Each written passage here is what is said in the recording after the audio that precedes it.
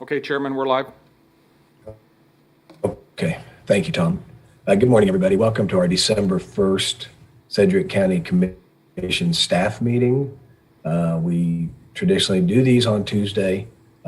Missed a few if we don't need them, but we have a couple things we need to cover. You'll see that if you're watching on YouTube Live and Zoom, that all the participants are present, all the county commissioners are present, and we also invited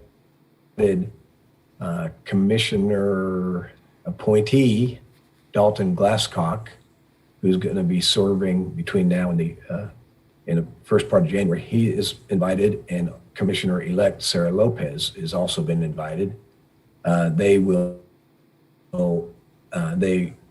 be watching and taking their notes and learning. They are not able at this point to comment or give direction because they're not officially sworn in. They're not officially appointed as part of the commission, but we have invited them, and they are here and present among us. And then you can see the other members of the commissioner here, as well as the manager, our legal counsel, and a few other directors of the departments. So with that, Tom, I'll turn it over to you. Very good. Thank you, Chairman. We have 3 items today to talk about, and then a fourth that I want to make you aware of just at the end. First will be Laura Forshee, the 911 director, will kind of talk about what happened Sunday with the 911 system going down for 2 or 3 hours. It's a significant event for the community. I thought it would be worth the time to hear, have Laura explain to us a little bit of the technicality of what happened there. Then secondly, Tanya Cole will talk about some building information. She will go over results of an RFI process that the county went through earlier this fall regarding administrative building sites. And then we will talk about, Tim will talk about testing, give an update on that. And then I want to talk just at the end very quickly about the Edgemore drive-through clinic. We are at a lease point where we have to make a decision within the next few days of what we're going to do with Edgemore, continue the lease or stop the lease. So I want to, Mike Papoon and I will maybe tag team that a bit and kind of talk about the status of that drive-through clinic and the lease involved. So with that, Laura, I don't see you here, but I assume you are on? I am. All right, very good. It's all yours, ma'am. Okay, thank you. Hi, Good morning, Laura. Commissioners. Laura Forshee, the Director of Emergency Communications. Definitely not what I want to be discussing with you this morning, but we did have a pretty catastrophic failure of our 911 system on Sunday, unlike what I have ever seen in my 16 years. And I wanted to provide you information about what occurred, what we did during that time, and what has happened since then. Just to give you an overview of what occurred, it was around 1:20-ish, a little after that in the afternoon on Sunday, that the dispatchers began noticing that calls weren't coming through as they typically do on the system. As they started digging into that, they realized quickly that they could see calls coming through, but they weren't able to answer them. They couldn't engage that line and intercept that call. Of course, they immediately contacted AT&T, as they do whenever we have these types of issues, and that started their AT&T's work to discover what was going on. It was at that point we realized that it was not just our center, that it was a regional issue throughout the southern part of the state. As you are aware, we are on the Kansas 911 hosted solution. On that system, it's somewhat divvied up between the north and south part of the state. There are 2 hubs or hosts that serve the system. One for the southern half of the state is here in Wichita. The northern half of the state has a host or a hub up in Topeka. So anyway, of course, it was not just us, it was our regional partners as well. We immediately started to activate what we have as a local backup here, which is a Cisco desktop phone system that's out in the 911 center. And that Cisco phone system was something that DIO set up for us that would allow us to roll our 911 circuits in the background over to that phone number so that the community would still be able to call 911 and get through on a different phone. So it would present differently in the comm center, but out for the general public, they wouldn't notice any different. So they started to boot that up, get that going, and realized quickly that those were not logging in as they properly should. And so a call for help went out to DIO to figure out why we weren't able to log in those as we should be able to do. In the meantime, they weren't just sitting idle. As they could see calls coming in the comm center, they were doing a system history search within our CAD system to see if that number was associated with any previous call, if they could come up with any address associated with a phone number. They were entering calls for police officers to go by and check the welfare of whoever was at that house. So trying to still get responses going out there. It was about that time, that I arrived on scene. We were, again, still trying to figure out why our Cisco phones weren't being logged in. We started them pulling, because we could still see those numbers coming through on the 911 system. Started pulling those numbers out and coming out to the administrative offices and just calling people back from there. So just making that phone call, explaining that the system was down. We saw that you called. Is there something we can help you with? Of course. We had DIO on scene shortly after that, remedying the issue with the Cisco phone system. Unfortunately, the issues on the AT&T side continued, where they were not able to reroute our 911 calls to that Cisco phone number as they should have been able to. So at that point, we published out the 10-digit phone number to that Cisco phone system. We worked with our media partners to get that out. Worked with communications, of course, to get that on our social media. And then I know that emergency management also sent out an iPause alert that went out to media partners, and as far as they could spread it, to let people know to call that number. We were, shortly after that, able to, AT&T figured out what the issue was with the reroute. They rerouted our 911 lines to that 10-digit number. That was our Cisco phones. And at that point, and it was about 2 hours in, that the community out in the public, if they dialed 911, it was coming in. It just wasn't coming in through its normal pathway. But, they don't care. They just know that somebody's answering it at that point, and that's what we needed. So that was about 2 hours that we were not getting calls through that traditional method, and we did have about an hour before we even had that 10-digit number posted. Of course, then we operated off of that for several hours before the issue was fixed on the phone system, on the AT&T system. Our calls were rerouted back at that point. And again, throughout that time, the general public calling 911 wouldn't have known any different. We did have a couple of high priority calls that came in during that time. We had a homicide that the city of Wichita worked. We had an injury accident that we were able to find out that had occurred during that time. So obviously we know we missed calls that were coming in that we weren't able to answer, and absolutely our worst nightmare for that. Since then, we have worked with DIO to figure out the issue with the Cisco phones. This is, obviously what we have great control over. That has been remedied, and internally, we are going to be testing that once a month. There was a change that was made on that phone system, unbeknownst to us, a couple of months ago, that created an issue with logging into that. DIO did not realize that it would create that issue, and so obviously you can't find those issues until you log into that system. And so to remedy that, we will be testing that monthly and making sure that that's ready to go, and that backup's there should we ever need it. On the AT&T phone system side, I know that they are still working to diagnose what that issue is.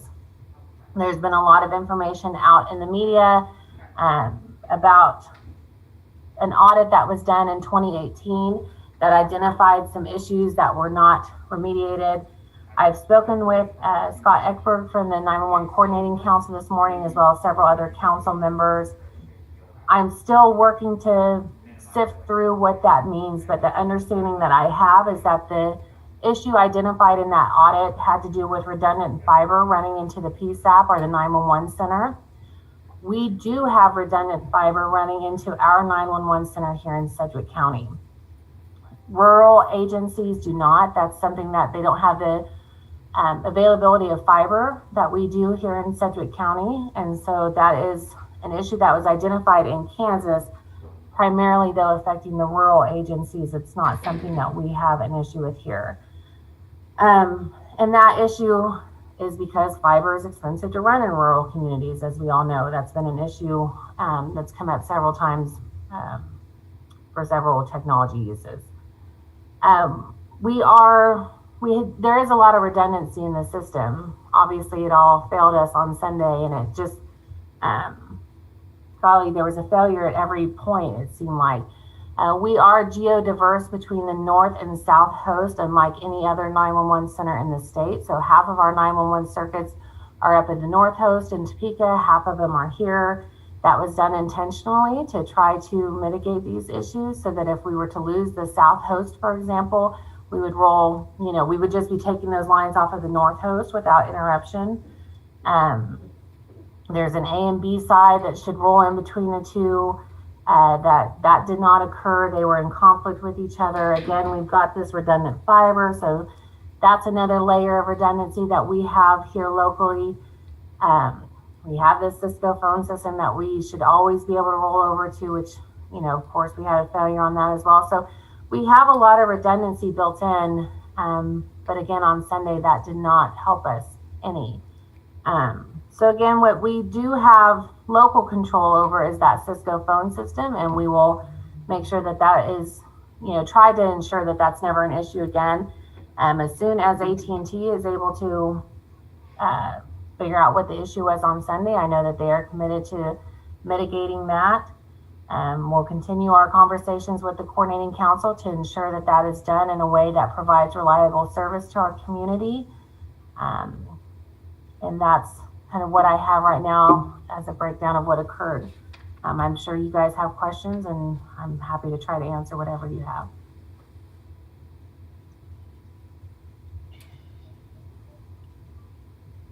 Any questions? Just a reminder that thanks, Laura. It's a reminder that everybody takes 911 for granted, and nobody has any idea of the backbone and the structure that takes place. I didn't even know that we were part of the whole South Central Kansas AT&T network. When I saw that dividing line in the state, I was like, wow. Yeah. It goes from Missouri to Colorado. So anyway, thanks for the update. There's a few questions. I can't remember who went first, Commissioner Howell or Dennis. Yeah. All right, Mr. Chairman, I'll need to just pipe up real quick. A couple questions. So I did not understand that our system was tied into the rest of the state. It's nice to know a little more detail on that. I assume, and you can just help me understand this, I assume our 911 system is not unique to Kansas. It's a similar system in other places in the country. Is that fair? That's correct, yes. Yes.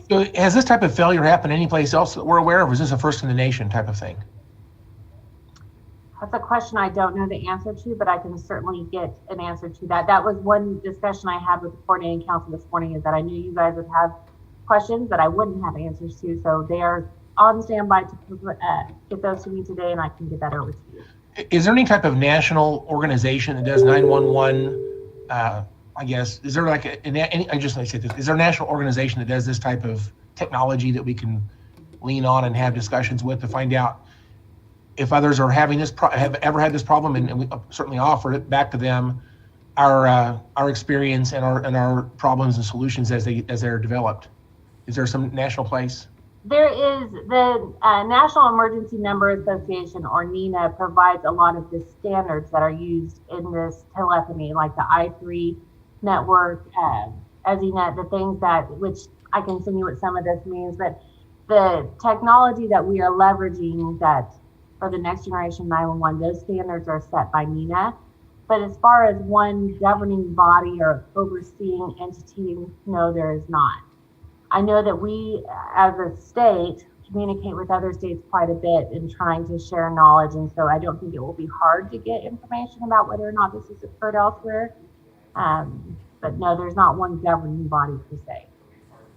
All right. Well, certainly when things like this happen, there's always lessons learned, and you can find out how to do things better. So I'm sure that that's going to be captured in this experience. I'm just curious. We also have a non-emergency number we use periodically through the year, like New Year's Eve, for example, or whatever. Is that something that's able to be? I assume that's not part of the regular 911 system. Is that something that's always available if we were to activate that ever? I mean, that's a system we already have basically set up. It is available if our system is available. That runs through our 911 console. So where that's not a 911 circuit, it goes to that same console.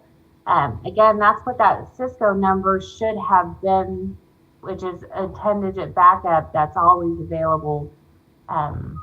Unfortunately, was not.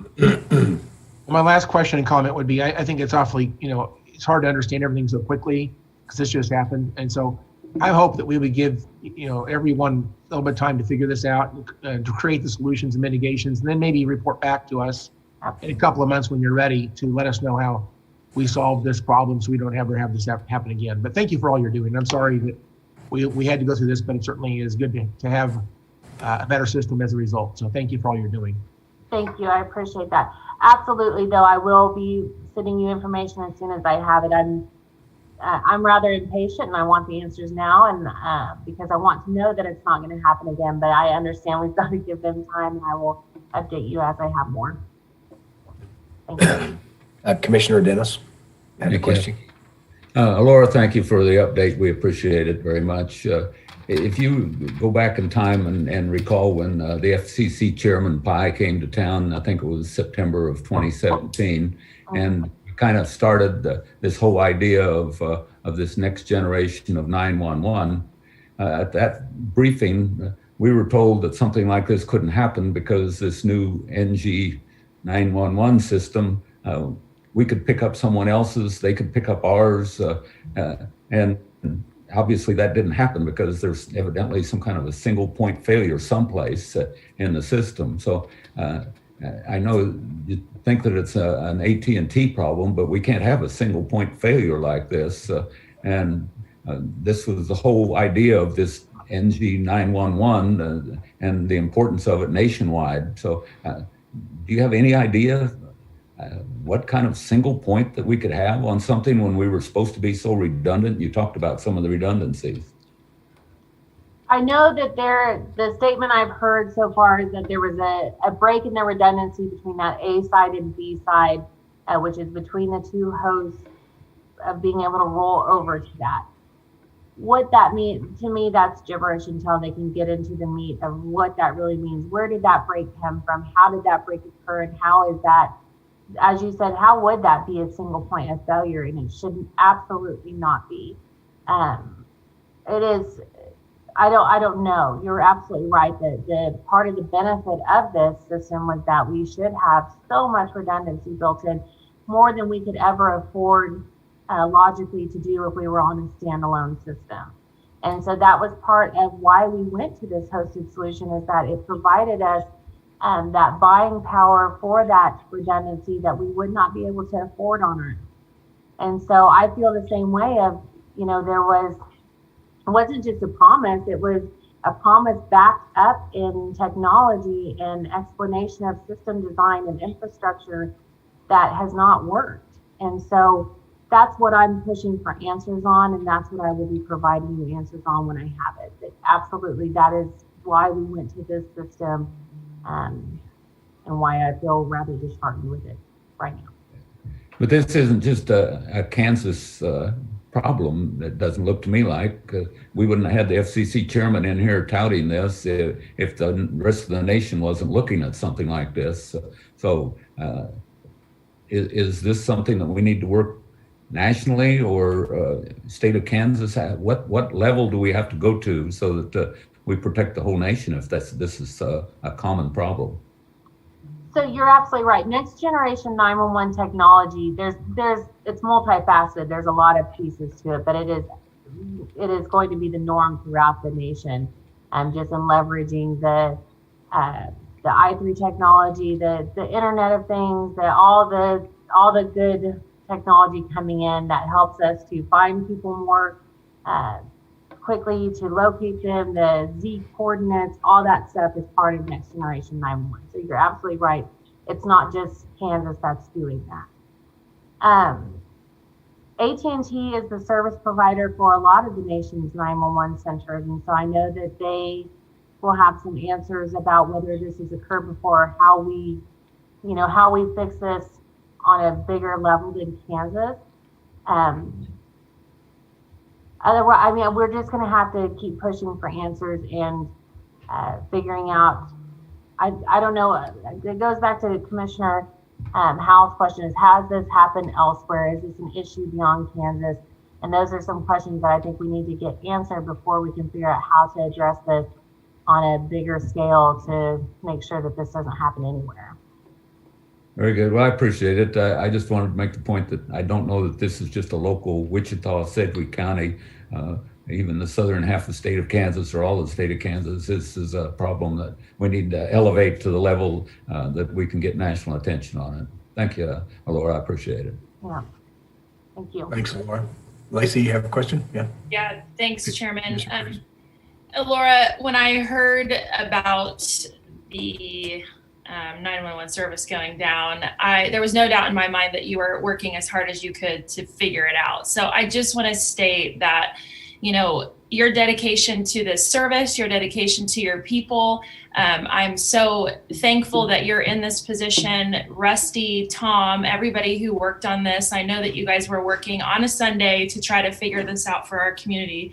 So I believe that my other fellow commissioners have asked the questions that I had. And so really, I just want to tell you how thankful that I am specifically for you to be in this position, because I know that you're doing everything you can to make sure that we don't have this happen again. So thank you for your work, and please tell your team that, we're really grateful for what they do and taking the time and putting in the extra time to make sure that our community is safe, because that's what I know that you want. So thank you. I appreciate that vote of confidence. It is, this is not anything that I've, like I said, ever experienced, nor do I ever want to. And I want you guys all to know that everybody on my team takes this so serious, this commitment of 911 being available, and we will push for answers and push for this to never occur again if we have any control over it.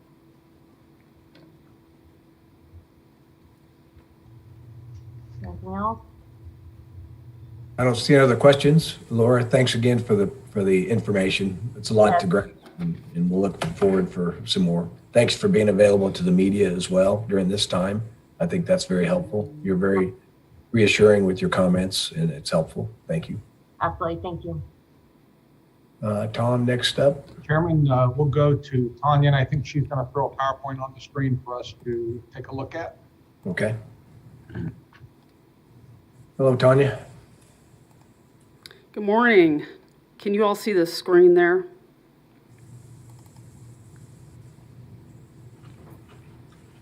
Now we can. Okay. Tell me if I got that right, Tony. Right here. Okay. Okay. And you all can hear me, is that right? Okay. Yep. All right. Well, good morning, Chairman and Commissioners, Mr. Glasscock and Ms. Lopez. I am here this morning to give you an update on our building search for space needs and the RFI that we put out in September for various county offices. If you will recall, Commissioners, back in July, I presented to you the elections building. We did a search with the assistance of NAI Martins, Steve Martins. He helped us with our search for elections building. And at that time, there were 9 buildings that we looked at that met the search for elections building and their needs, their square footage needs and loading dock. And at that time, what came out of that meeting was a ranking of 3 buildings, which were 4646 West Douglas, which was Babies R Us, 749 North Ridge, which was the bowling alley, and 2622 West Central, which is West River Plaza, or formerly known as Riverside Hospital. Subsequently, September 16th, 2020, we put out an RFI for various county offices for either lease or purchase. And the parameters for that RFI was looking at square footage needs of 28,000 through 200,000 square feet.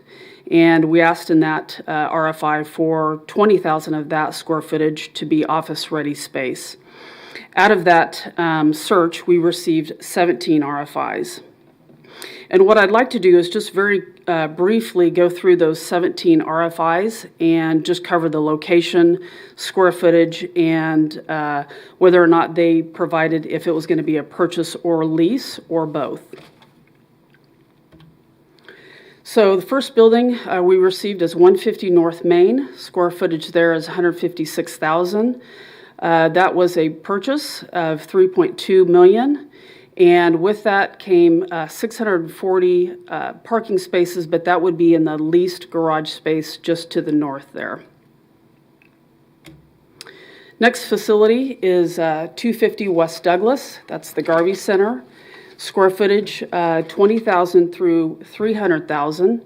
And that's a multi-tenant building. They were asking on this for the purchase to be negotiable, so they did not give us a price. And lease cost there is $13 a square foot, and that would have been a full-service lease price.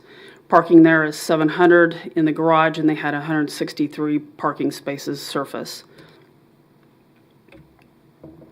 Next space, 111 West Douglas. That's Century Plaza building. Square footage there is 122,000. That's a multi-tenant building. They were asking a purchase price of $3.5 million or a lease of $12 square foot modified gross.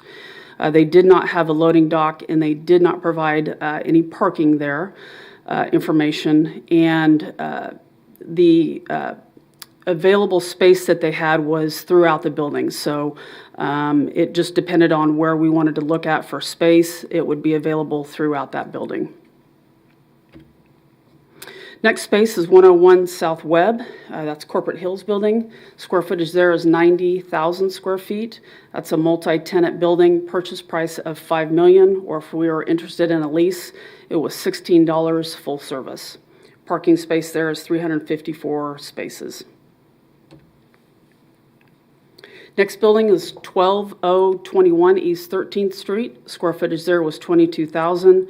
That's a single tenant building, purchase price of just under $3 million, or a lease for $12 triple net, and they did not provide parking space information on that. Next building, 345 North Riverview. Square footage available there is 28,348. That's a multi-tenant building. They did offer the purchase price of $6.1 million for the entire building. The lease price for space that they had available there was $16.50 full service. Didn't provide parking information, and they did say that the top 2 floors would be available with additional pending vacancies. Next building was 100 North Broadway. That's the Ruffin building downtown. Square footage available was 105,000 square feet.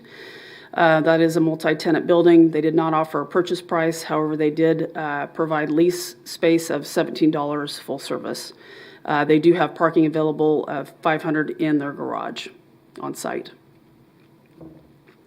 Next building was 301 North Main. That's the Epic Center. Square footage, 74,245 square feet. That is a multi-tenant building. Lease price there is $16 full service, and they did have parking available, 600 on their garage. Next building, 7236 East Harry Court. That's the Plug and Play Call Center. Square footage 49,862. That is a single tenant building, offered a purchase price of a little over $7 million, lease price of $12 triple net. And parking there is 500 surface space. Tanya, Yes, ma'am. can you explain the difference between full service and triple net when you're done at the end of this? Sure, or I can, yeah, you bet.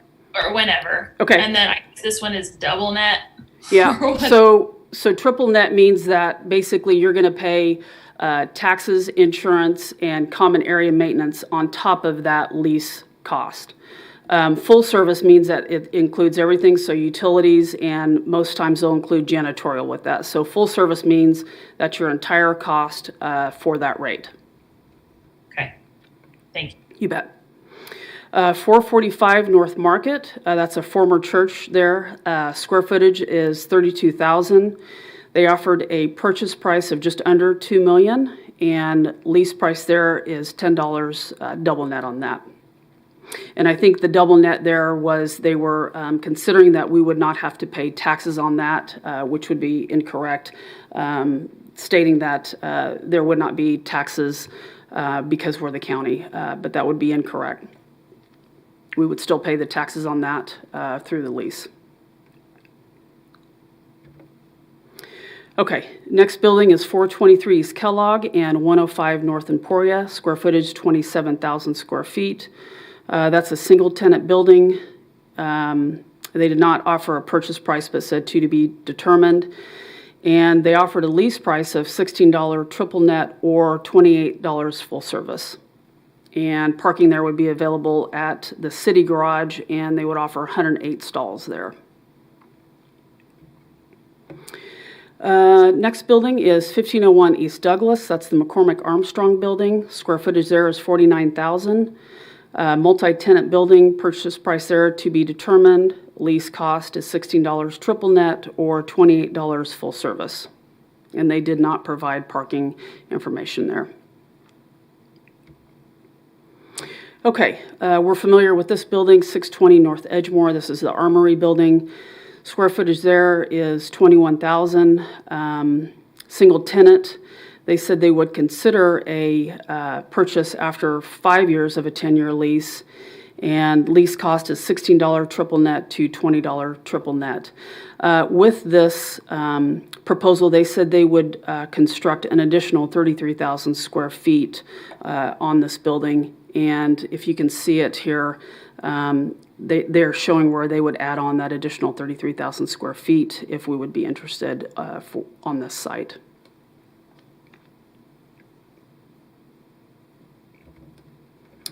Next building, 123 and 131 South Market. This is a Sterling building. Square feet, 39,151.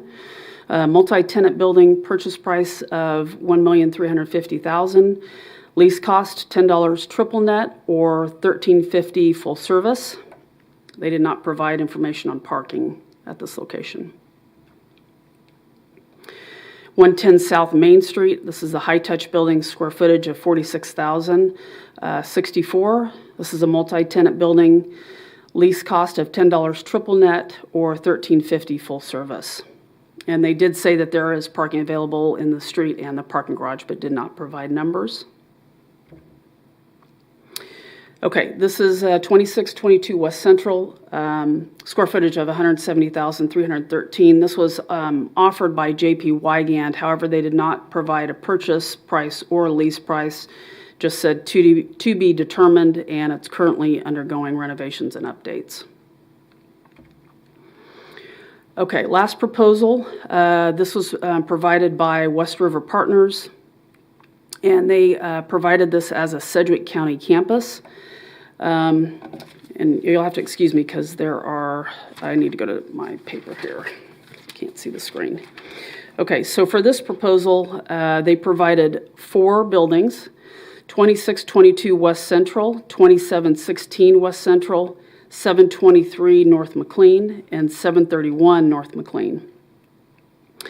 The purchase price that they offered was $3 million in the fall of 2020, $3 million in mid of 2021, and $3 million in mid of 2022, all of these being installment payments, with the final payment in the first quarter of 2023, which would be equal to the appraised value minus the total of prior installment payments.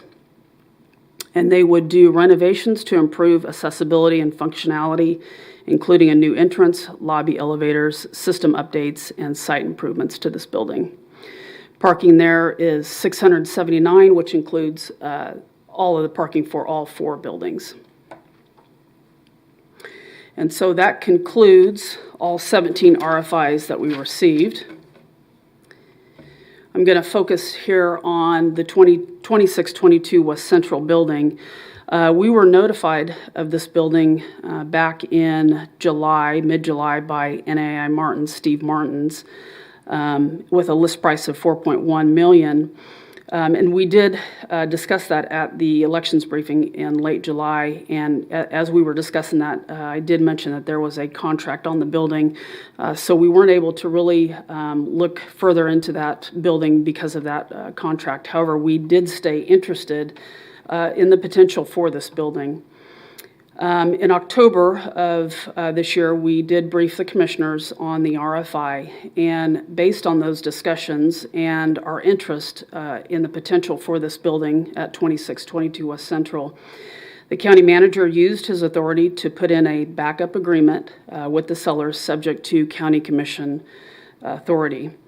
So that is my update as of today, and we will be briefing you in the next following days on the status of this agreement. So I'd be glad to answer any questions, commissioners. Tom, do you have anything to add to this?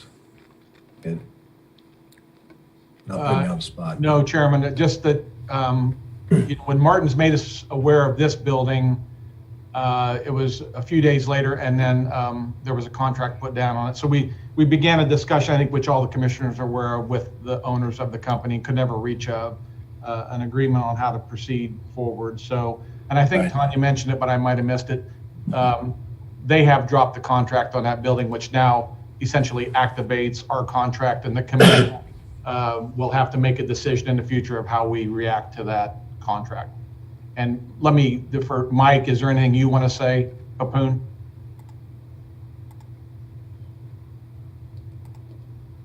No, Tom, you didn't mute. Sorry about that. You didn't mute yourself here. Tom used his authority to get us in the queue, so to speak, for this building. If the original buyers decided to pull out, which they did, and so now what Tom ended up signing was contingent on the Board of County Commissioners' approval, obviously. So we will be bringing that contract to the County Commission for approval in an open meeting if you decide that you want this building. Okay. Well, there's been a lot of work on this, no question, and kind of peeling back the onion on all those buildings, but this one seems to be an opportunity that might fit best for us, and the price might be in the range. So, any questions from commissioners? Yeah, Lacey? So can you guys kind of explain, and maybe it's too early, but that building, the Riverside building, what is a potential of a move from departments? So we were talking about the need for the courts and the space that the courts need, and getting people from outside and all of those lines they had outside to inside. So could we briefly just touch on elections is important, right? But what other things would be important? What would go in this building? I'll start, and then I'm going to want Tanya to come in and weigh in too. But just to kind of, and you ask a good question, Commissioner Cruz. This whole discussion starts because of the court's needs in this building, and the DA's needs in this building. This building was built many years ago and has served its purpose as a courthouse and some administrative function for the county, including the home of the county commission. As the courts need more space, and what has happened with COVID has actually expedited this need, because they need to space out more and they're struggling to maintain trials, et cetera, during the virus. That is what is driving this whole conversation.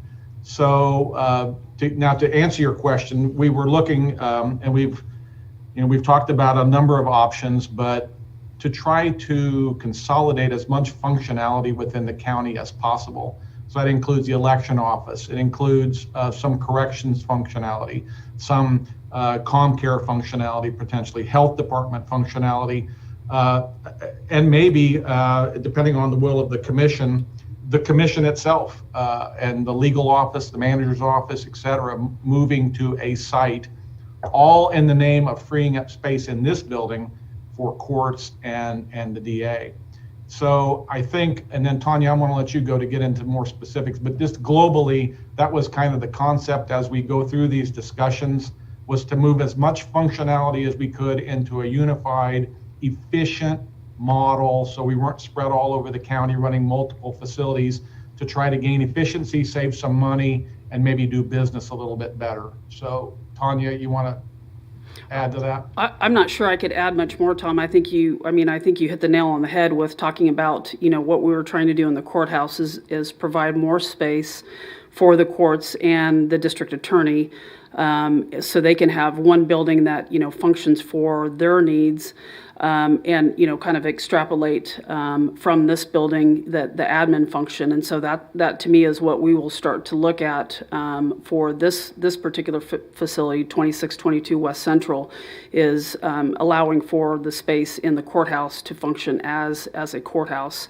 And so I think, the first need that we, of course, have talked about is the need for the elections.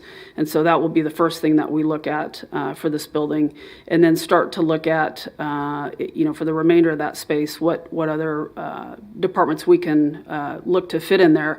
And that will come with a due diligence period that we would have with the building to see what departments can fit in there, best fit in there on those floor plans at 2622 West Central.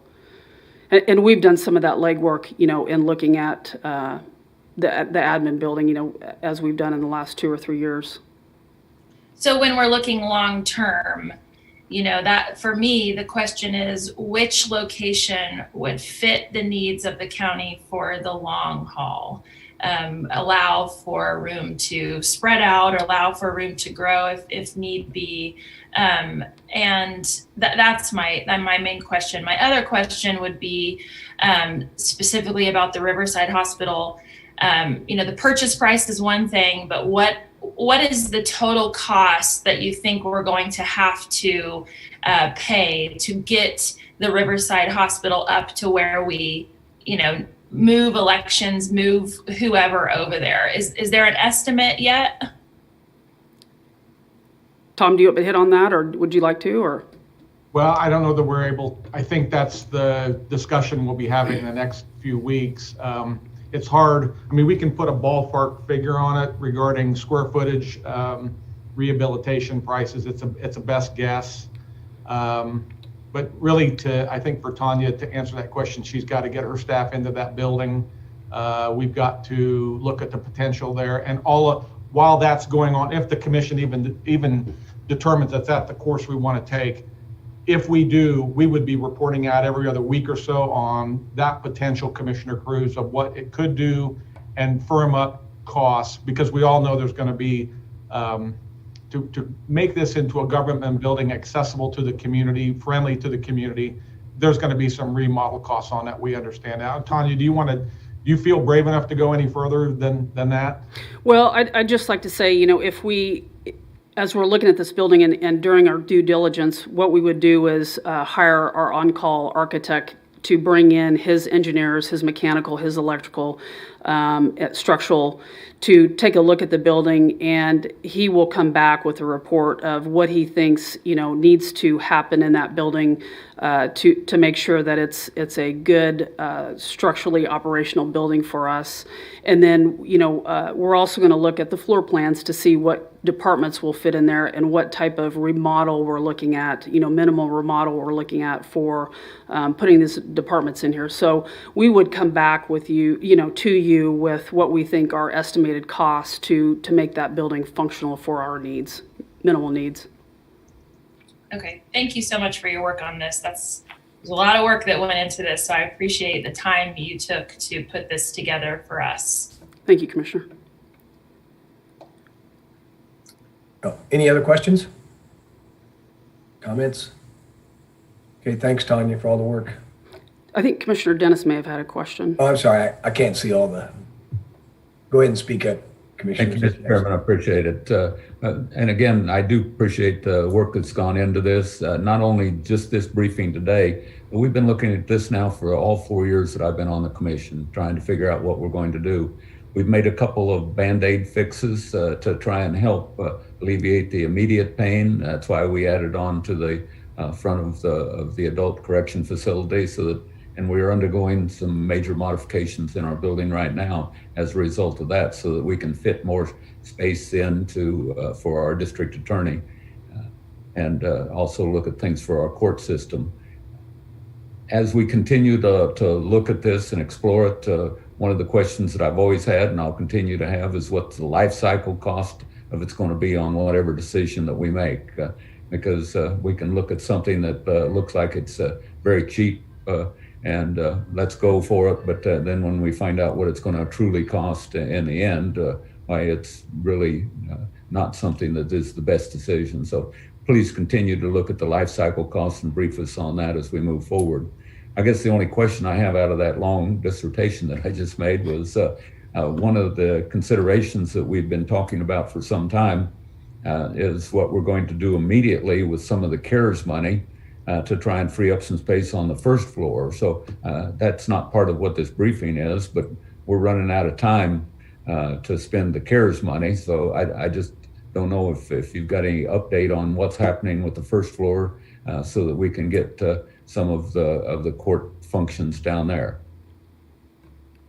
We do have an update for you, Commissioner, and we will begin to present it to you as soon as tomorrow on that very topic. And we'll be contacting you in the office, and Tanya can give you an update on what's going on with that. But we have some idea going forward how that's going to play out. Okay. Thank you, Mr. Chairman. That's all questions I had. I appreciate it. Any other questions? Okay, I don't see any.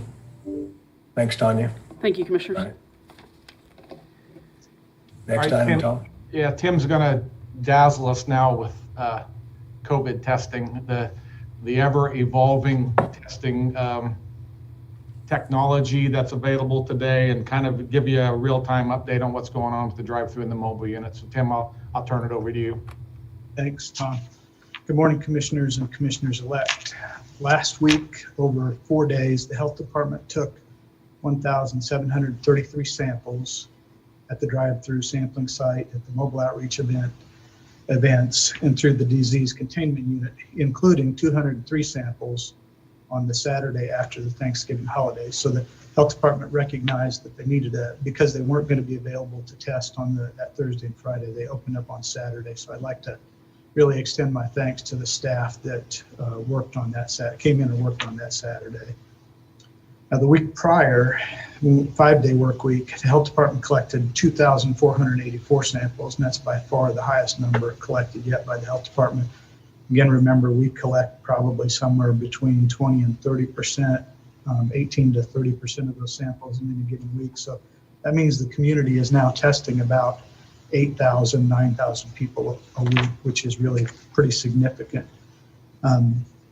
Testing within the community has increased, as I mentioned, and a large part of that is due to the employers sampling their staff and using the WSU MDL to process those samples.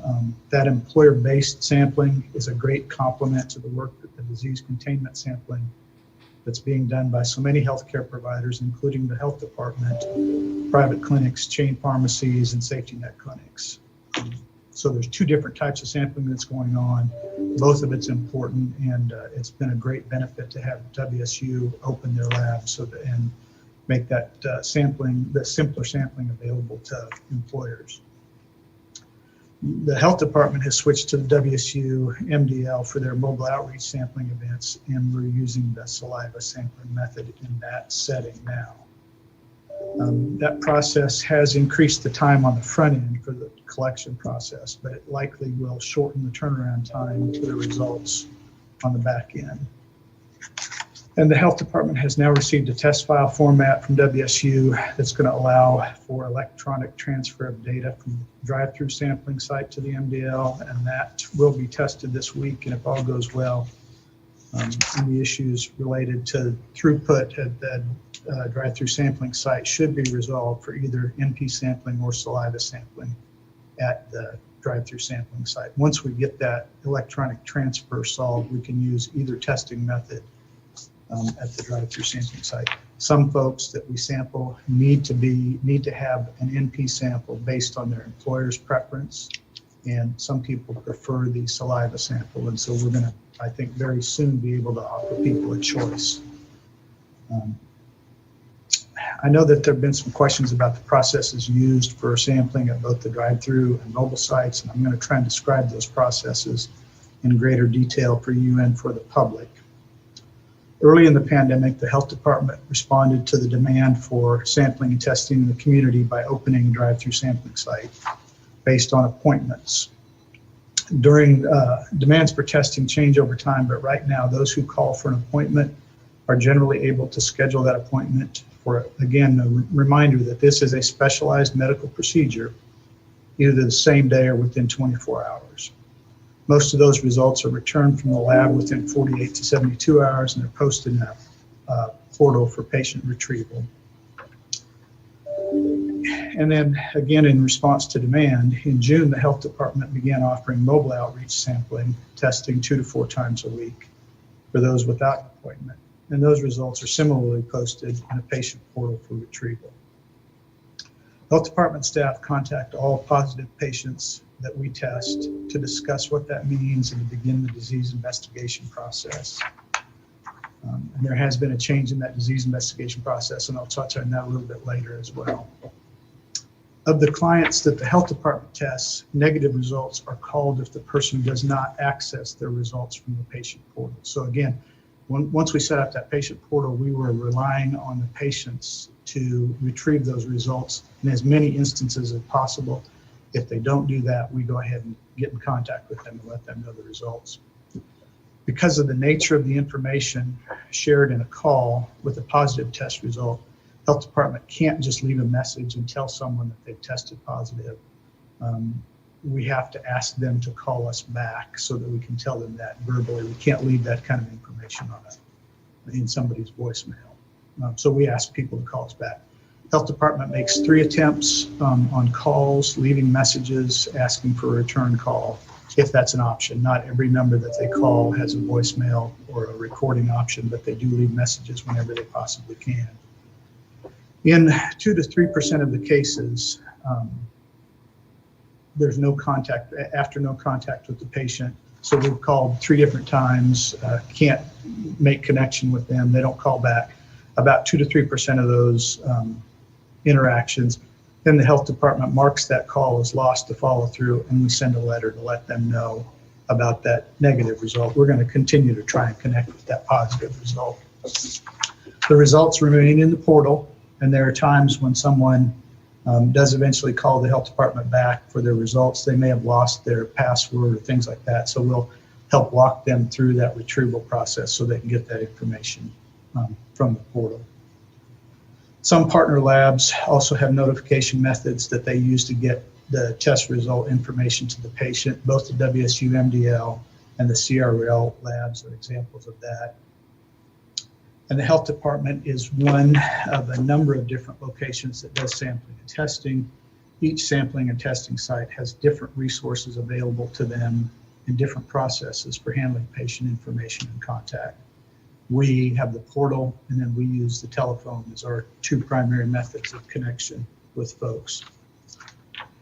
Now, because of the rapid increase in positive cases over the last few weeks, the work of the disease investigation staff has changed, and with the approval of Dr. Menz and in conjunction with KDHE, the disease investigation process has been modified and prioritized to focus on those patients at highest risk to spread COVID-19. We've got a message on our website now that explains that and lets people know.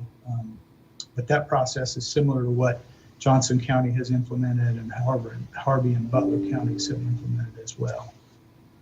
Last week, there were 1,738 positive cases.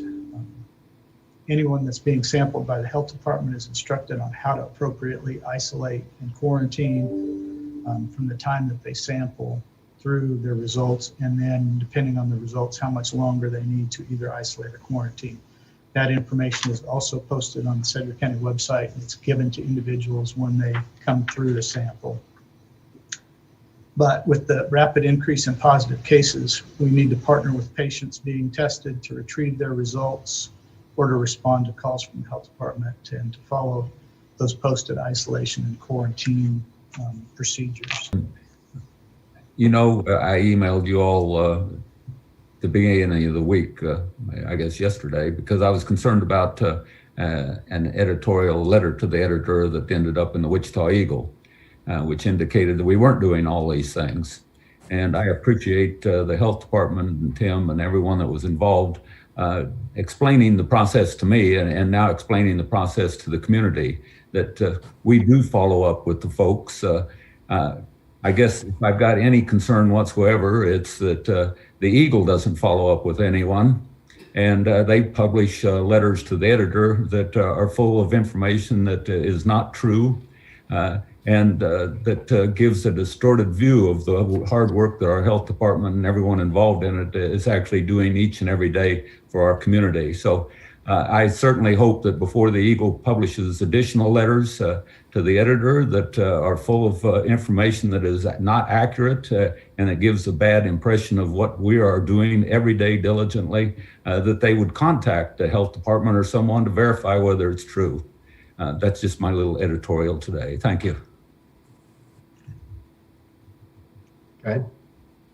Tim, I can tell you firsthand that this weekend was, I usually every other year get a cold that sometimes 20 years ago got walking pneumonia. So I'm pretty aware of my lungs and coughing and this and that. And that started like Wednesday. Of course, Thanksgiving happened, and I'm sharing this. We didn't do anything for Thanksgiving, but it was really comforting going into Monday morning. I still didn't feel good. So myself, my wife, and my daughter, we went and got the saliva test at 8:30 in the morning, got a response at 1:30 yesterday afternoon, 2 negatives and a positive, because I didn't know what was going on with me.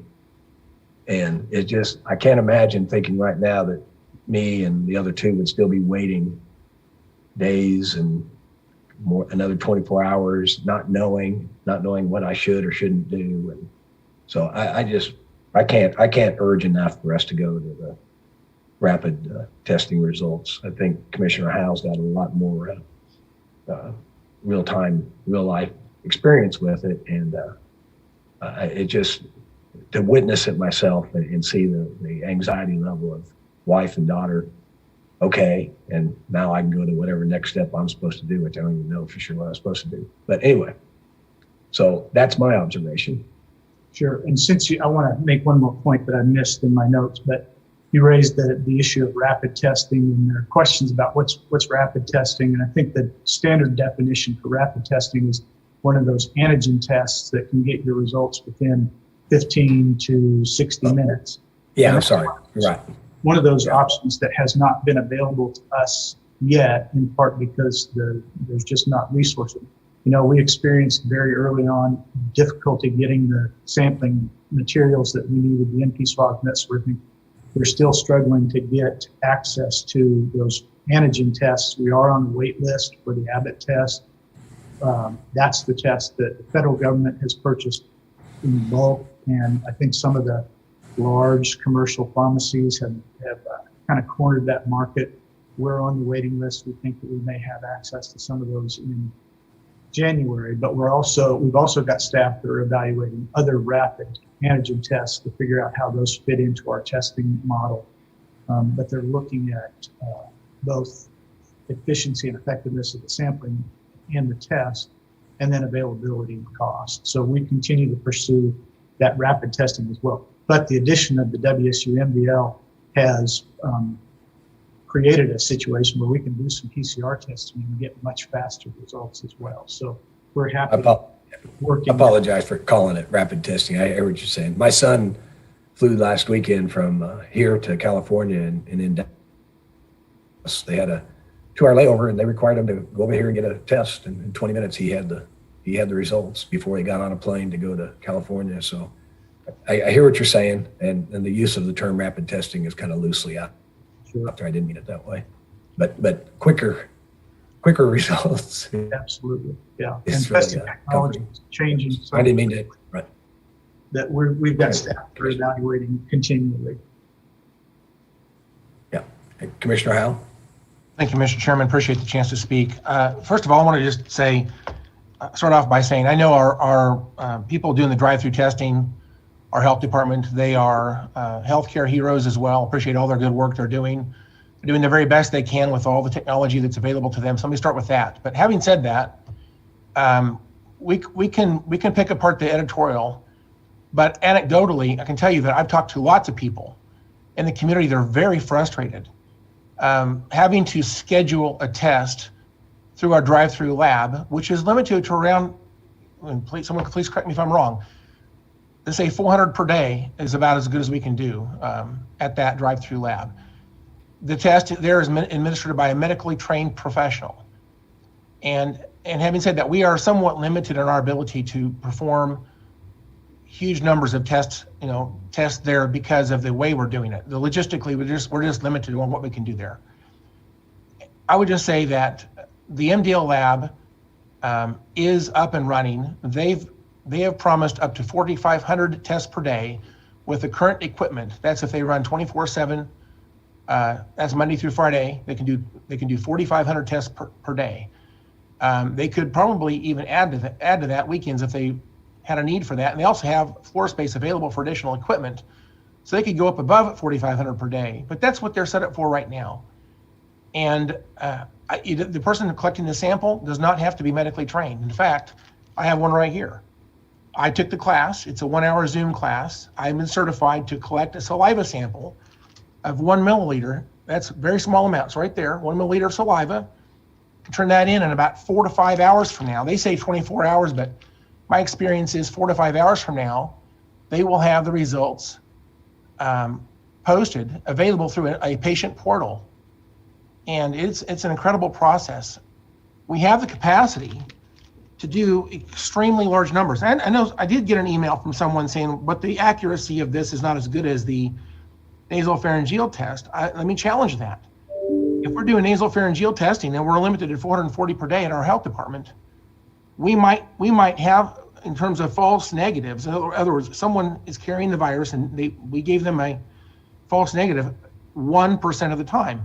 That's the numbers. And so at the rates we're doing that, we might actually have 5 people per day, 4 people per day that we would miss at our health department, at our drive-through lab. But those people doing community spread, that multiplies out to around 25 or 30 people per, as a consequence of that false negative.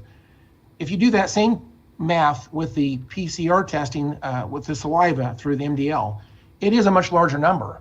But what the problem with those two comparisons is we're comparing 440 samples per day with 4,500 samples per day. Our throughput is so much higher at the MDL. It is incredibly, it's such a great resource, and they're raring to go. We have continued not to use them the way we should. And I agree, we shouldn't get confused with the issue of a rapid test, because rapid testing, some people have said it's 80% accurate. Some people are saying it's 40% accurate. It's not a great test, but you do get results very quickly. And by the way, it's pretty prevalent. You can go to MedExpress and Andover and other places around town and get a rapid test, and usually it's around $25. People can get that. They can also get the antibody testing, which of course is not diagnostic. Those are readily available. That's not what we're talking about. We're talking about a PCR molecular diagnostic test, which is essentially a DNA signature for this virus. It's extremely good. It's an extremely good test. The state's paying for the actual testing through their CARES funds right now. It's $34.10 per test. The lab is set up. They're able to do 4,500 per day. And so what we're missing, let me say also, there's 400 companies in Wichita now that have done what I've done, taken the training to provide that. So a lot of these companies right now are doing this for their employees, including the school system, Spirit Aerosystems, Textron Aviation, and others. There's churches that are doing this and places all around town that are providing this testing. The general public, unfortunately, doesn't have access to this, and that's what we're missing. And so I would encourage us to lean hard on this testing because it's a huge resource, and we're ready to go. And by the way, in terms of the accuracy, there are 2 additional studies. The nasopharyngeal test basically preceded the saliva testing. And the studies that are out there being conducted right now on the saliva testing through this type of testing through the MDL lab, those studies are going to have results back in December is what we're expecting, potentially in January. But we expect the numbers, or I should say they're expecting the numbers to be much closer to 99%.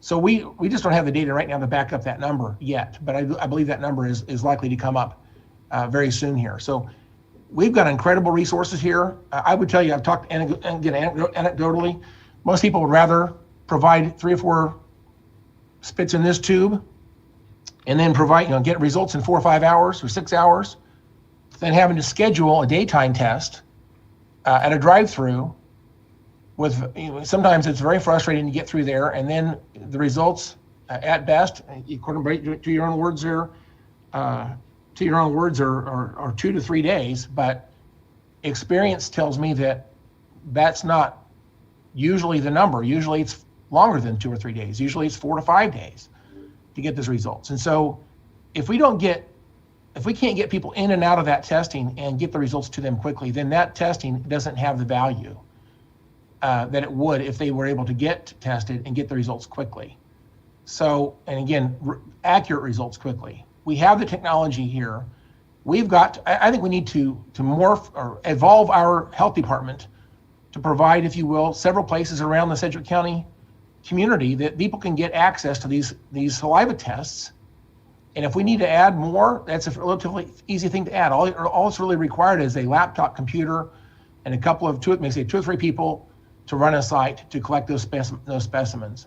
I've been doing this now for about 2 weeks. I've collected about 48 samples myself from people in the courthouse and other places in the community. People are extremely happy with this technology. They're glad to provide a saliva sample, whereas the nasopharyngeal test, I've had 3 of those done. They're painful. Honestly, I don't really want to do one again. So we have all the reasons why we should lean forward here. I don't know why we're still dragging our feet.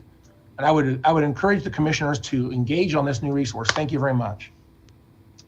Commissioner, you raised some interesting points, and I don't disagree with them. We do at the drive-through sampling site have the capacity, and we have we've sampled over 600 folks, between 600 and 700 folks in a given day. We are open in the evenings 2 days a week. So there are some folks who still value an appointment over that spontaneous testing sample. So again, I agree that both are important to have available for the community because the community has a wide variety of needs. We are working with the city of Wichita to be able to stand up some additional saliva collections that we would be able to take to the MDL.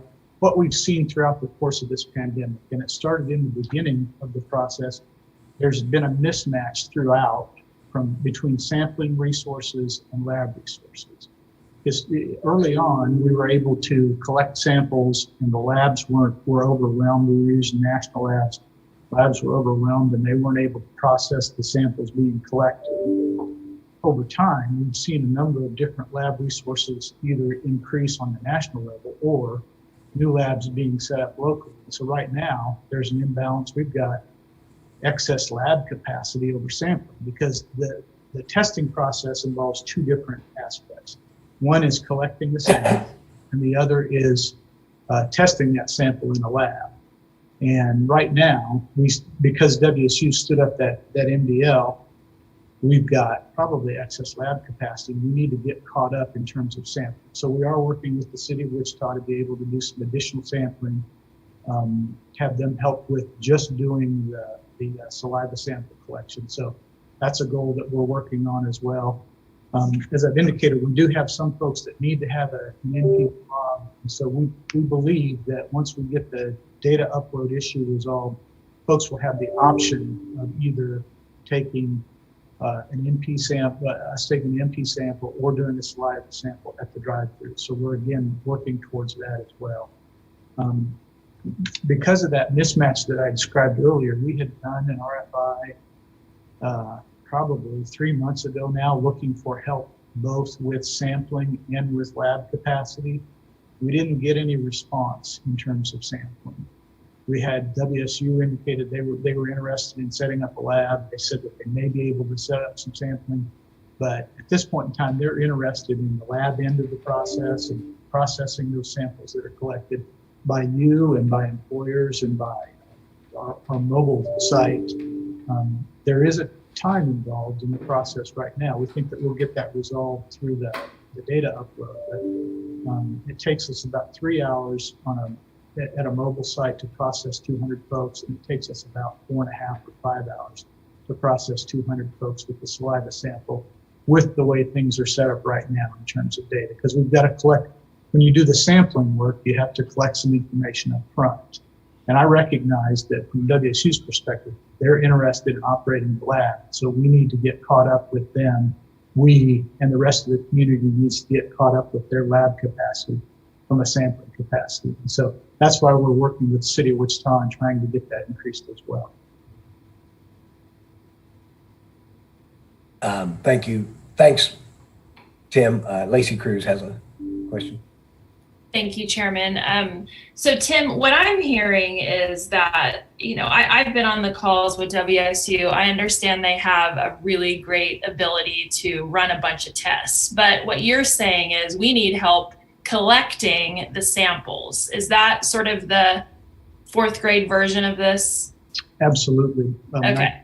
So again, we're one piece of the sample collection process, but there are many other pieces, including those 400 employers that Mr. Howell mentioned. We don't have to be the only sampling solution in the community anymore. Okay. So it really is a collective effort on, every single person in this community. I see Adrian over here. I believe that our health department is doing what we can. I mean, I see Sheena was on the call earlier. Do we have still a bunch of open positions that we're trying to fill? Would those be helpful as far as trying to collect samples? I just feel like Tim, I feel like you're doing what you can. Would you say that you're working as fast as you can to try to rectify this situation? Me and many, many other people are working very hard to get this solved. We've got good partners at WSU. We're working through those processes. We've got lots of folks at the health department that are working through processes. In fact, the past couple of weeks, we've engaged some folks from the Hugo Law School and from the WSU School of Engineering. We've got an industrial engineer that's working with health department folks to figure out where are the right locations for mobile sites. And if we decide that we're going to do an additional drive-through site, where would the best location for that be? So there are lots of people working very diligently to try and solve these issues. So it's not just as simple as there's a lab available. It has to be, we have to have samples collected in an appropriate way to get them to the lab to run. So I understand the need for testing, and I wish that we could snap our fingers and make it all work. But the reality of the situation is there's a lot of logistics that go into this, and we want to make sure that we do it correctly. I think that's what I'm hearing anyway. So Tim and Adrian, I appreciate the work that you guys do. I know that you're doing what you can, and I hope that we can get those positions filled if we're, looking for additional resources to help. Thank you. Thanks, Commissioner Cruz. Jim, Commissioner Howell. Yeah, thank you, Chairman. Just for the record, I've gone through the drive-through lab numerous times, and again, they're great people. They're doing the very best they can. So let me start with that once again. But there's a lot of folks involved in that drive-through test, and I would say the reason I went through the trouble to get certified to collect specimens is so that I can understand intimately exactly how this is done. And I've timed myself. When I get the information from the person being tested, I can gather the necessary information from them usually in about 1 minute. I spend about 1 minute entering the information into a WSU MDL portal. And then I do have to drop those samples off. And I've been by that lab as many as 3 and 4 times a day, dropping off samples. And I usually follow back up with these clients or these people being tested and find out were they able to get the results, if they have any questions or problems. And I've had extremely positive feedback from every one of them. I know numerous people on this call right here, I'm looking at you, you've done this process. I know several of you have done it because we've worked together, and you can shake your hands and say, it was a good process. Okay. I would say there's a holdup. We're trying to do something elegant between the health department and WSU, trying to create some type of a technical handshake between the health department and WSU. I'm just telling you, that is not an absolute need. It's a nice to have. It's not a must have. Again, I don't have access to this super wonderful handshake between the county and the lab, but I can go into their portal and enter the necessary information in less than 1 minute. So there's no reason why we can't have a team of 3 people to be stationed anywhere in the county. And we have lots of county footprint in this county. We also have WSU would welcome us to any of their properties to set up, if you will, a mobile office. So we can collect these samples anywhere. And by the way, if we could free up some folks that are medically trained at the current drive-through facility, because it doesn't require medical training to provide to collect this sample, I think we should offer those folks that are medically trained to our hospital staff. If they're able to provide any type of assistance to our other medical professionals in this community, we ought to offer them up to those positions as well, if that helps. And so I understand it's logistically difficult, but we need to try. I don't think it's as hard as it sounds.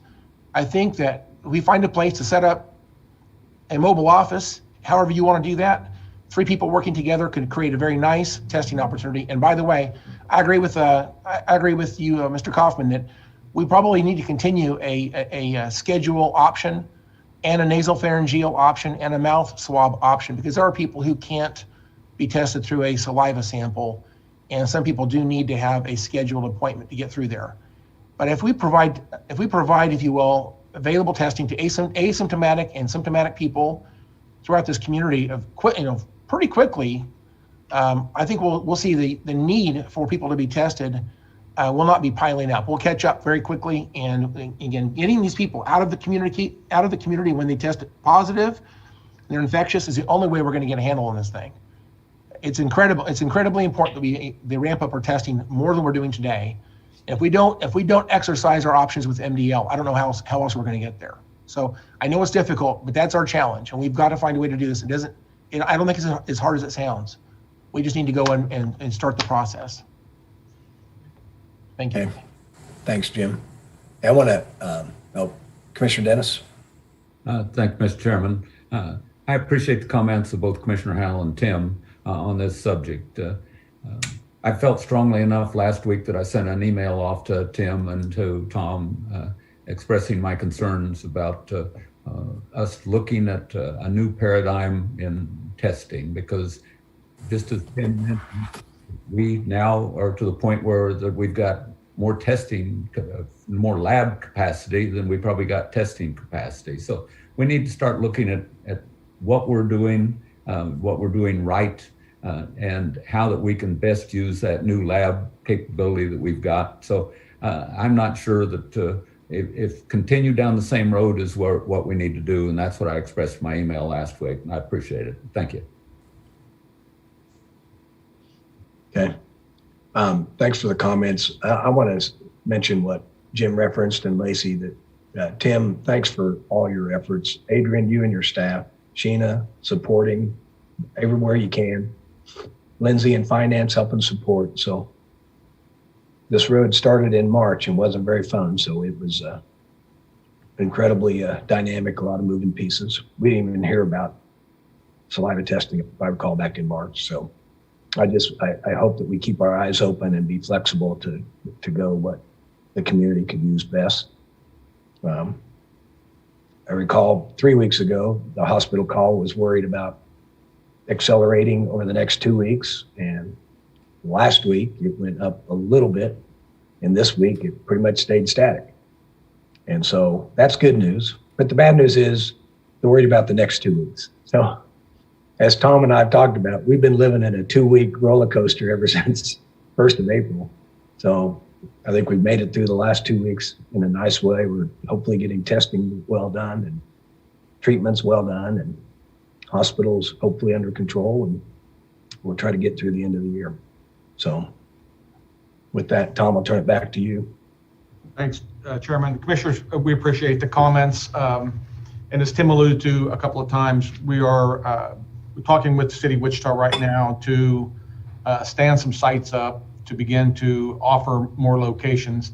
And I also appreciate the comment about the drive-through, because that's the next topic I want to talk about. Our lease on Edgemore is coming to an end at the end of this month, at the end of December.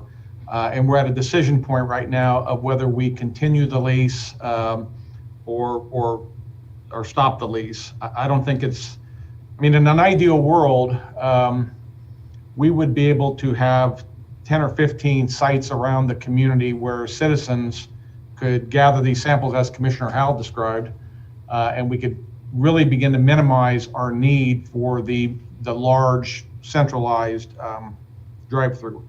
I don't know that we're going to get there, and I'm a little bit hesitant to let a lease lapse without a plan going forward. So we of course leased that space from Occidental. Chad Stafford and I traded some text yesterday about what the county wants to do to move forward. And at this point, I know Mike's listening. I'm going to see his little microphone go off of red because I'm going to rely on him to talk about contract here. But when we signed the contract back in July-ish, June or July, it was for 6 months to get us to the end of the year. We paid for it exclusively with CARES dollars. When the calendar spins, we don't know what's going to happen with any more federal resource, so we are assuming, and Lindsay's on here too, we are assuming now we're going to have to come up with GF dollars to begin to pay expenses, which we have been paying with CARES dollars for the last several months. And one of those is the lease price on this building. The contract we signed was for 6 months with a 1-year extension if the county wanted it. As we look at the reality of the virus today, we think we're going to be heavily involved in testing for at least 4 to 6 more months. And I think Tim's thought, and he can correct me if I'm wrong on here too, but his thought is we should at least have that drive-through facility at least through the first half of the year, which does not require a whole year's lease then. So I've told Chad to give me a option away from a 1-year lease to a 6-month lease. They'd have to, restructure. So he's was going to work on that. Will be getting back with me sometime today. So I just want to bring that to your attention, put it on your radar. If we simply extend the lease, it's a simple matter of just re-signing. I don't know that requires commission action. And Mike, I'm looking at you now. If we structure a new deal for 6 months, I believe that could require commission action. And if we terminate the lease, Mike, is that commission action, or since I signed it, do the commission have to be involved in a termination?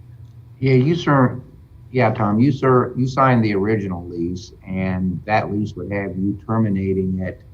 And that has to be done by the end of the close of business today, and written in writing to the landlord, which is Mr. O'Barney in this case. Otherwise, this lease automatically renews for a 1-year period at the same rate that we're paying right now, which about $98,000, I think, every 6 months or something like that. But unless we terminate by the end of the day, because there's a 30-day termination notice by December 31, that lease will automatically renew. So the board needs to give the manager some direction, I think, on whether or not we want this property for another year at that rate without CARES money, or want to look at some other options.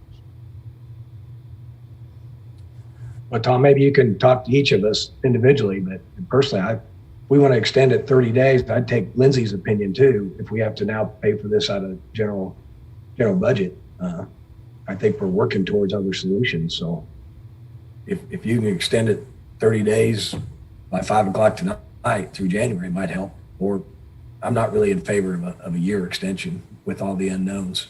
Plus, if we're going to buy another building, the hospital building down the street, just my personal opinion, maybe once you catch up with all of us and see. Okay. All right. We'll touch base with each of you today. And then we've got some work to do internally as a staff on this. I just wanted to put it on your radar since Chad and I we traded text yesterday. Okay. I think that's all we had for today. Commissioners, unless there's any questions from you all regarding state of affairs. Lacey Cruz has a question or comment. Thank you, Chairman. In light of recent events with the Wichita School Board going full remote for all students, I wonder how that affects our staff We have grade school kids now at home. We have a whole gamut of children who now their parents are trying to figure out what to do with their children as far as working remotely so I just wonder, first of all, how that affects our staff. And second of all, how if there's any CARES money available for those in our community who are trying to help parents figure out how to maintain a working order at home with their child who is learning remotely now.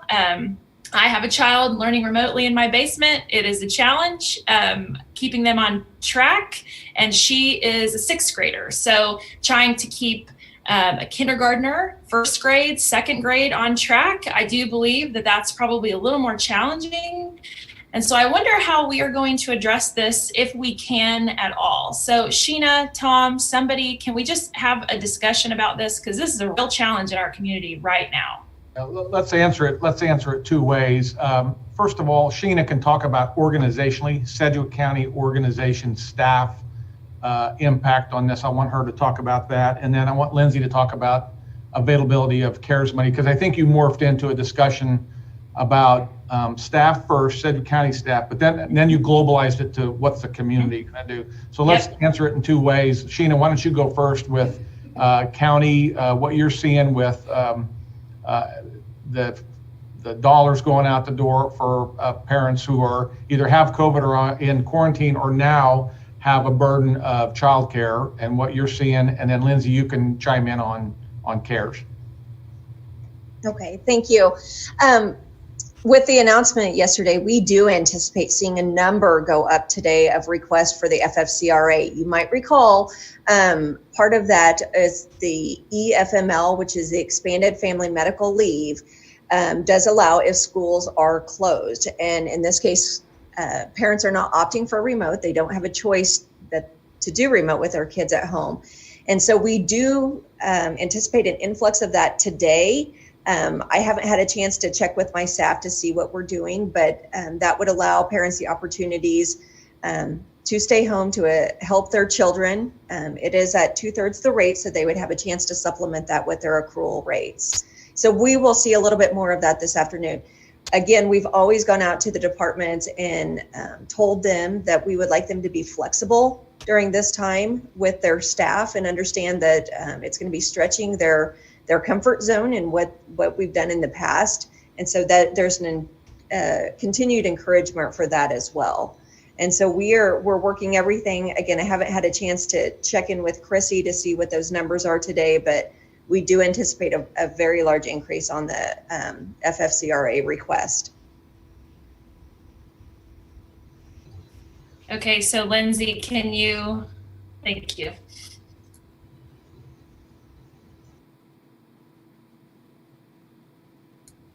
Are you talking, Lindsay? Because you're dark and I can't hear you. Can anybody else hear Okay, you? how's that? There you go. Now can you hear me? Thank you. Sorry, everyone. You think I'd have it? I have my lights on. I'm sorry. I'm trying. Okay, so talking about availability of CARES funds. So this is actually a very timely discussion, and we'll be bringing a revised spending plan to you soon. We have a couple categories that have run over, but in testing, we are significantly under the total allocation. So if you recall, when you all approved a revised spending plan on September 23rd, we took that amount from 25 million to 20 million. And we based that on a certain level of testing and certain engagements with certain vendors. So that has not come to fruition. We do still anticipate some pretty significant costs there as invoices come in. But as of this weekend, we were at total spending and total committed of 9.5 million, and that includes the $4 million that had been allocated to WSU. So that means we have roughly $10 million of CARES funding spending plan authority left. That is probably the only category that I would say today we are somewhat safe to touch. I think most folks on this staff meeting probably saw the note I sent out yesterday with the timeline. So we do expect kind of an influx of internal county projects as we get our final eligibility memos. So I think testing is probably the only category where we would want to look at reallocating, but that is some significant funding. Now, you did approve more increases for public health and social service last week, greater than the budget. It does look our safe operating grant program may be just over the $7.5 million. It closed last night. They're going through the duplicates now to figure out our status. So we may need some funding there. And then there is one outstanding workforce development ask, in addition to some overages now that we're going to anticipate with FFCRA, as Sheena mentioned. So probably at this point, you have between 5 to 6 million of budget authority in testing that I would feel somewhat comfortable with being accessed for other programs. The challenge becomes the state of Kansas Spark Committee did do a daycare program for licensed daycare facilities. And so any program that is stood up for that would require some pretty intensive work to make sure that there is not duplicative funding that's coming in, since we would get charged for that. So I guess while Tom is maybe walking the halls on the building discussion, perhaps that can be something that's discussed with commissioners too, is what type of appetite there is for a program. And we can see, I can see what options might be available from our consultants if they've stood up similar programs elsewhere that we could copy and expedite standing that up quickly if that's the will of the commission.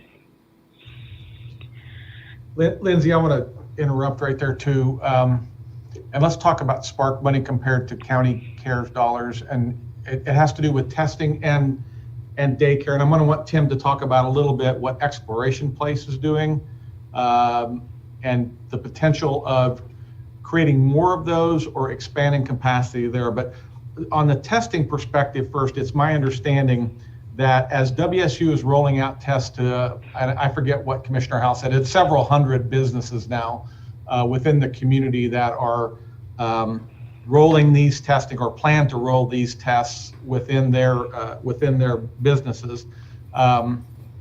I believe that is funded by Spark money, state money allocated for businesses and schools. If we stand up labs like we just talked about a few minutes ago at city facilities or county facilities within the community, for the general public, that will come from county CARES dollars. And as Lindsay mentioned, we have a pretty healthy allocation there for testing between now and end of year. So it is a juggle. We have to be careful because Spark is funding some things within the Sedgwick County community. We have to make sure that we don't have duplication there, both on the testing front and on this daycare or childcare issue. Tim, can you kind of talk us through what Exploration Place is doing? Sure. As luck would have it, I have a call with Adam at 11 too. So Exploration Place decided a number of months ago, they applied for a program that the state funded to be able to allow them to offer a remote learning center for up to 50 kids. And so they've got, and those spots were filled very, very quickly. So they have created an environment where parents can drop their children off and they're in a safe, secure, appropriately spaced environment, and they can do their remote education that way. There's Exploration Place staff that are able to help the students with their homework and that sort of thing. So that's worked out very well.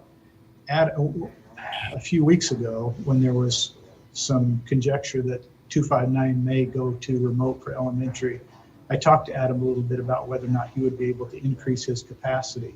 And he said with some additional funding, he may be able to double or maybe even go greater than double the number of kids that he would be able to host on his site. So I need to talk to him in a little bit about what his true capacity is, but I think he would be interested in at least considering expanding, doubling, maybe more, the number of kids that he can host at his location. But I'll know more in about an hour. And is there anything different on the zoo? I know the zoo, Shanae was looking at something for the zoo. Any change on that, their capacity? We can talk to them. I think that the issue has to do with the fact that the zoo is a licensed daycare facility, and the program that Adam applied to kind of waived all of the rules around being a licensed daycare facility. So I'll have to talk to the zoo and see if there's any way that they could do that. There are so many different rules around childcare facilities, daycare facilities, that it's really complex. But I'll have another conversation with the zoo as well.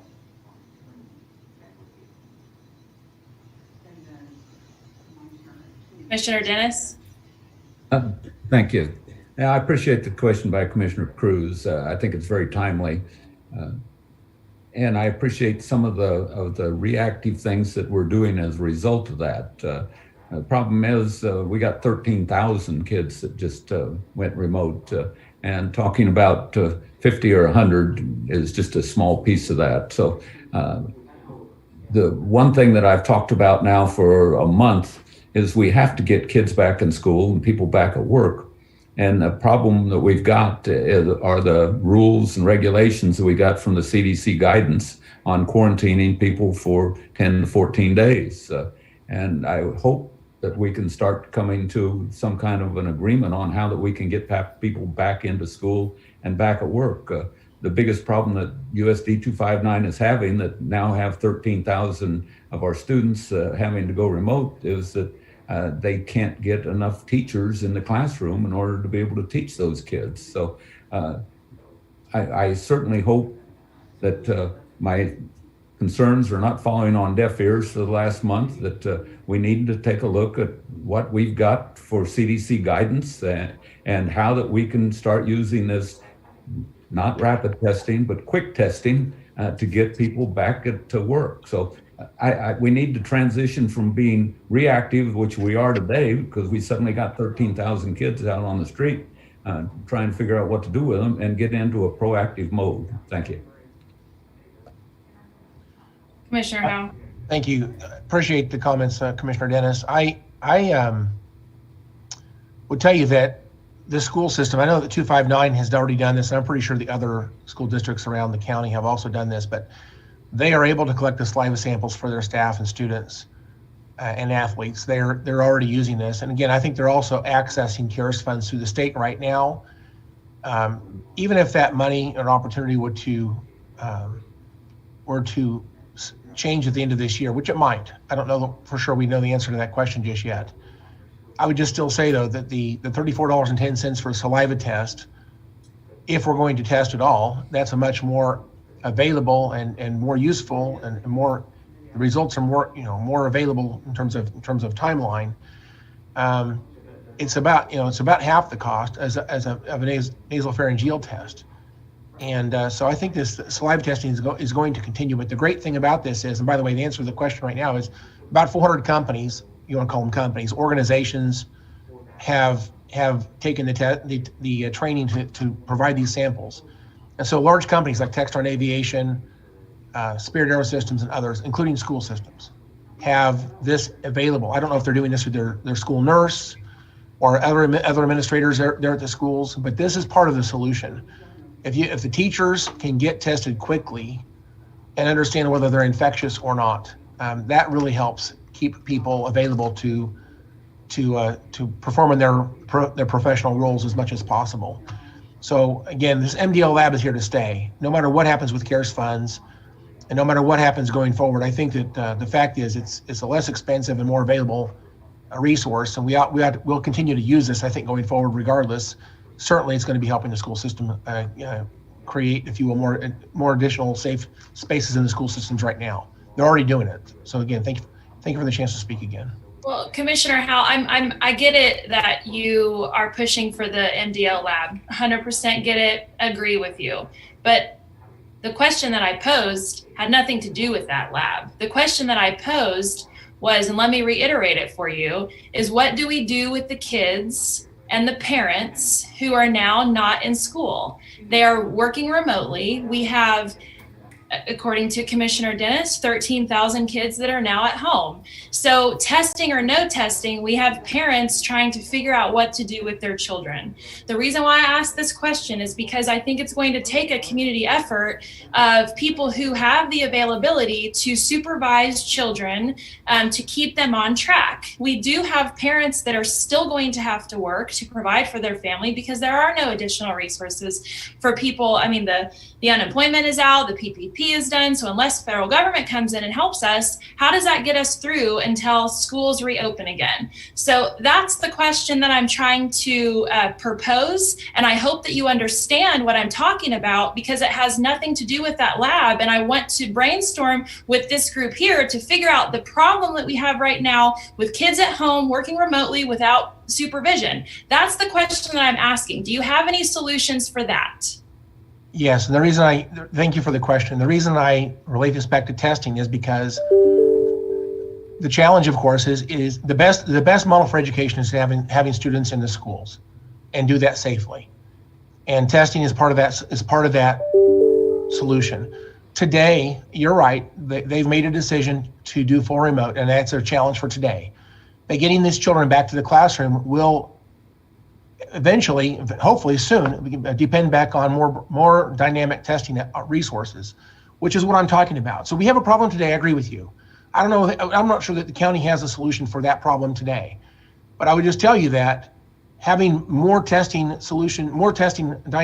resources available to the schools will help keep the teachers and the students in the school system, and they don't have to go remote. So that's how this ties back into that. I understand it's a problem.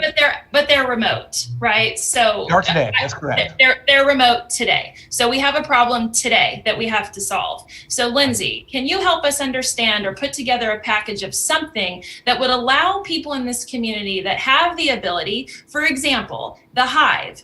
Andrea Hatton at the Hive has a room that she could supervise up to 5 to 10 kids safely to allow their parents to then go to work. Are there different places in our community where people like Andrea at the Hive could provide a space for 5 to 10 kids, the supervision that would allow them to be in a place socially distant from each other and keep their parents working? That's what I'm asking for. And I would love it that if we could brainstorm about that, because that's the problem that we face today. How can we solve it today? And certainly we can do some kind of RFP, an abbreviated RFP, just to see who would be interested in doing that and has space. I guess my only question is, do we know when school ends? And do we have enough time to get an RFP to understand who these people would be and then set up a program? I don't know when USD 259 breaks up for Christmas break or holiday break.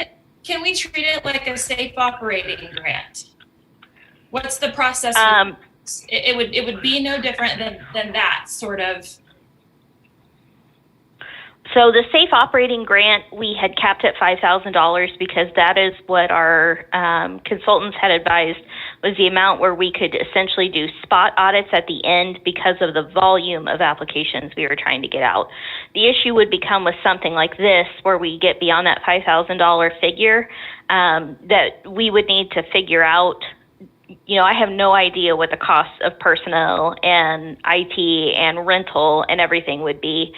So that's why we really need to try and get some kind of RFP or some kind of information or estimate.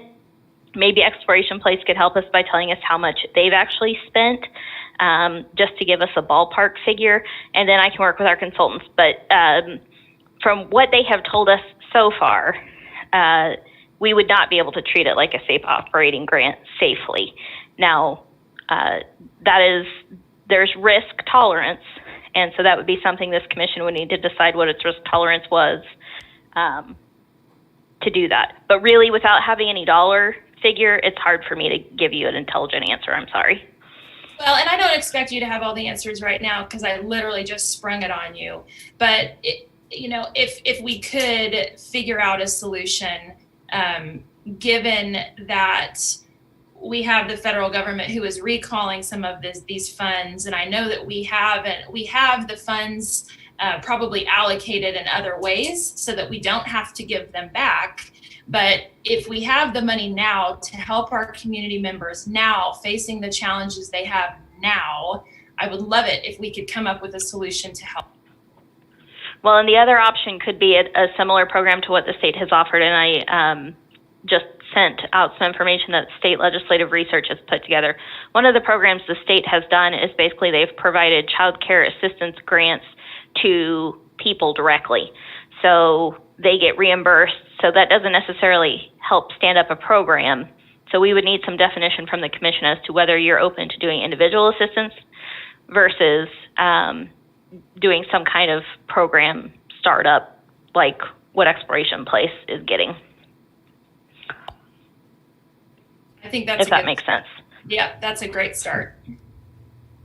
I'm looking at the calendar, and I believe that 259's original plan was to break for Christmas break on the 21st of December.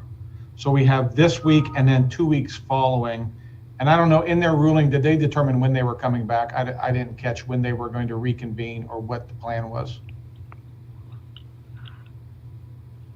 Well, we'll find that out. The article I read said no sooner than January, but that they would make the call closer to that time. So I don't think we have a definite answer from what I've seen.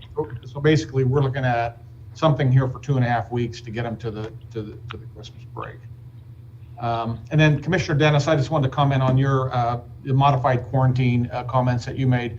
We actually have Dr. Minz, and it's either scheduled, I was trying to get my calendar open, either today or tomorrow. Adrian, are you still on? When's Dr. Minz meeting with Commissioner Dennis? I believe it is this afternoon. Okay, very good. I've got him on my calendar at 1:30. It didn't say what the reason was. That's the topic. I just wanted to tell you that we were, I think him and Adrian have a potential solution. He wanted to visit with you about it, make sure it was hitting what you wanted. This is going on nationally as well. We call it the modified quarantine situation. And of course, quarantine in the CDC world is 14 days. That's to be the most careful. But now we're trying to build in, I'll be careful with my words here, a reasonable modification to this to keep people at work and kids in school. It's interesting to watch weekly. The NFL's playing modified quarantine too. And sometimes it works and many times it does not. So it's an interesting discussion. We are definitely taking a look at it in your meeting this afternoon with Dr. Minz. That is the topic. So. Very good. I appreciate that. But again, the biggest reason that I understand, and I don't work with USD 259, but they just ran out of teachers. Yeah. And if we can't get the teachers in the classrooms, we're not going to solve this long term. I know that we've got an immediate problem, but we've got to also solve a long term. Yeah, I believe that is true. I believe they had a 16% absentee rate amongst staff, and that becomes untenable then. Any businesses right now, even in, with what we're doing with the county, it's very difficult right now between quarantine and people getting sick to continue operations at a level that we are, that we can continue to function. So it's a challenge for all of us. So I look forward to the 1:30 meeting then. Thank you. Good. Commissioner or Vice Chair, I think it's your meeting now. I think Chairman had to leave. I don't have anything else. Does anybody have anything else to discuss? Okay. That's all we had, ma'am. Okay. Well, have a good day, everyone. Thank you.